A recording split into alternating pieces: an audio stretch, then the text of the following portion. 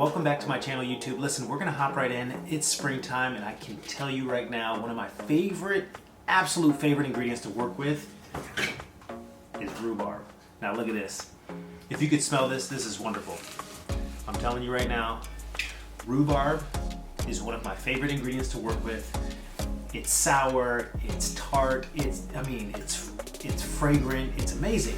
And I'm gonna show you how I like to use it. Now, in all honesty, in the past, I've always paired this with strawberry. I just think it goes the best with pastries and desserts, but you can also use this on some savory dishes. Now, I know this is controversial, but I make a mean foie gras dish that is like literally mean, that goes very well with rhubarb. So, anyway, we're gonna hop right into it. I don't wanna waste your time, but today we're gonna make a rhubarb strawberry tart. And I love to make this tart. We're gonna use a little molecular gastronomy, but it's very simple. You can make this at your house. I'm gonna show you a couple tips along the way, okay? Let's get right into it. All right, let's hop right in. Listen, we're gonna start by making the tart shell, okay? So super easy, flour, sugar. This is a little bit of salt. I'm gonna add a little bit of baking powder. And here's the secret here. I'm gonna add some toasted instant oats. Very important, instant oats. If you add anything else, it'll be too chewy. So you wanna make sure you get instant oats. But I just toasted those up just to develop a little bit of flavor. And then this is some melted butter. And I think what's really important is like, listen, when you're cooking and when you're learning throughout this process, I highly suggest going by feel opposed to a recipe. All right, so I went totally by feel with this pie crust, and I'm using, I wanted to try this. This is actually some oat milk creamer, but the flavor is really good. It's a new product on the market, but you can substitute with anything you want. Milk, almond milk, coconut milk. You just need a little bit of liquid to get the dough to come together. All right, cool. So once we get there, look, I'm gonna go on to a silpat, and what I like to do is just kind of roll this out a little bit. You can totally omit this part and just use a golf ball sized piece and smush it into the tart mold. But what I realize is like if you start out with a circle and an even product, you will end up with a more consistent product. So what I'm doing here is I'm just rolling it out ever so gently. Keep in mind this tart dough is warm. I just made it.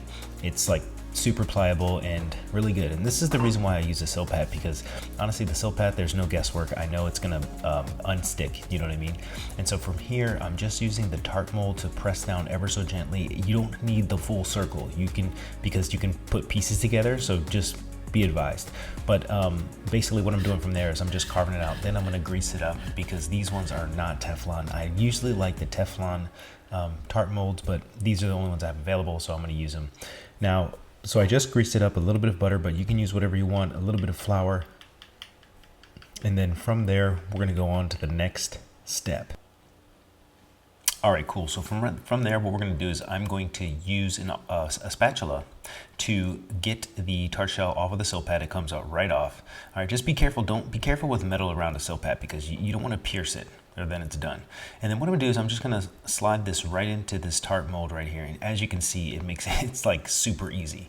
And I think what's really important is crimping the edge just like this, so that way it's a little bit more consistent. Now, listen, I like my tart shell a little bit thick. And the reason is because when you go to eat it, you know, it's crunchy and crispy, and also it holds all of the ingredients. Now, some will disagree, but you know, it's totally fine. To each his own. I'm telling you right now, being American, I love a thick pie crust. And I know a lot of people disagree, but what ifs.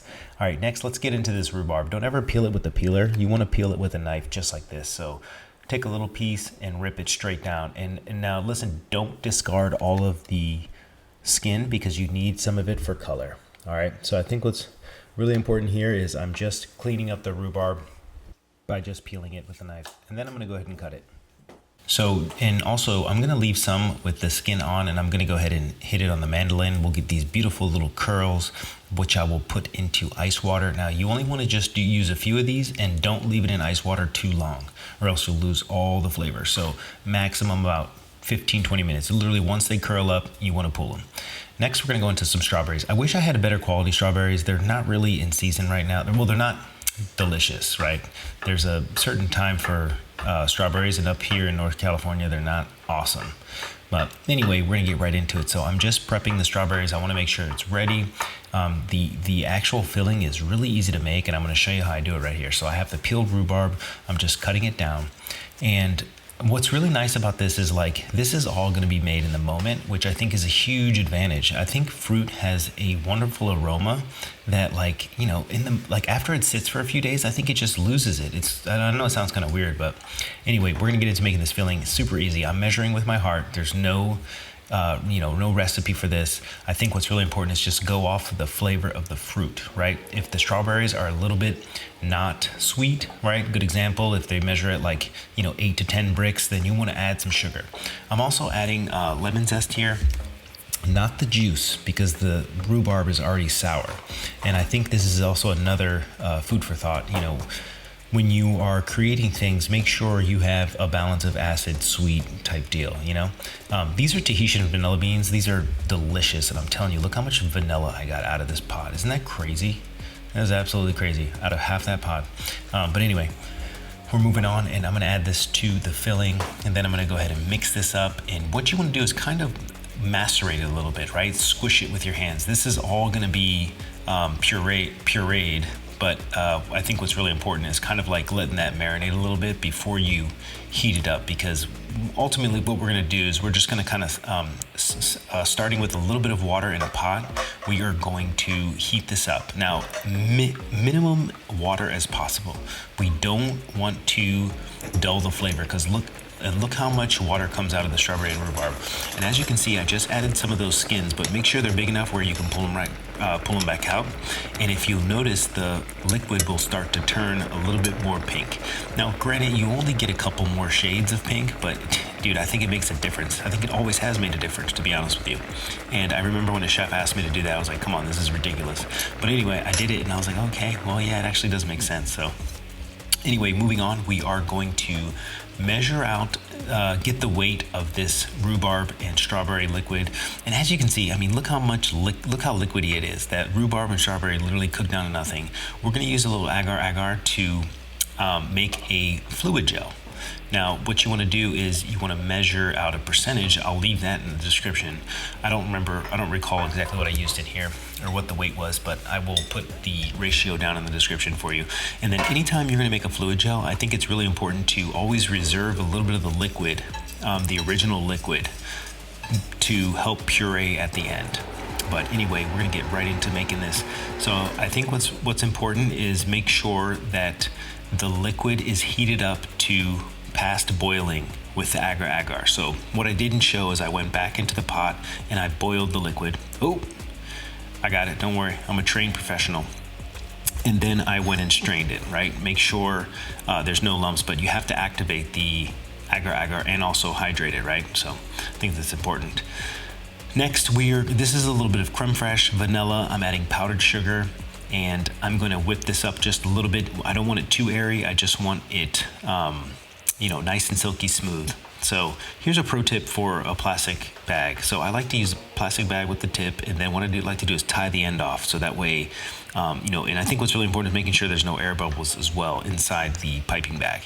All right, boom. We're gonna get into these strawberries real quick. Just getting my mise en place ready so I can build this tart. And so you can cut these strawberries any way you like. I just decided to cut them this way in quarters for this dish. All right, moving on, we're gonna go right into the Agar Agar, the strawberry rhubarb filling, I should say. And basically this is 100% set. And what I'm gonna do is I'm gonna pop it out. So pop it out, I'm gonna reserve a little bit for small dice to garnish the plate. But I think that is also really important to take note, as you want to showcase the strawberry and the rhubarb, right? So I'm going to do it in multiple different ways, and I think this is a really cool way to do it. So I'm going to save the dice. I'm going to save one piece for dice, and then I'm going to puree the rest.